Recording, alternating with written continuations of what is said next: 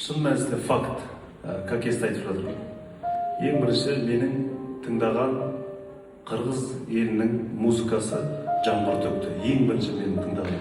Сосын менде өте қатты жақсы көремін бұлар. Жаңағы жаңбыр төктіні сіздер білесіздер ғой бәрі.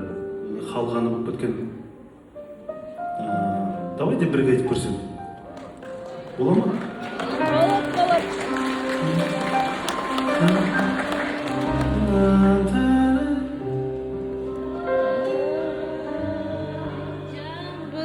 Давай, садик болып отыр мына жерде.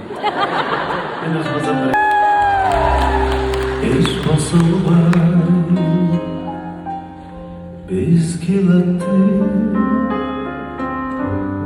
көшім болып жол қарап көзі жүрмей бет алдымда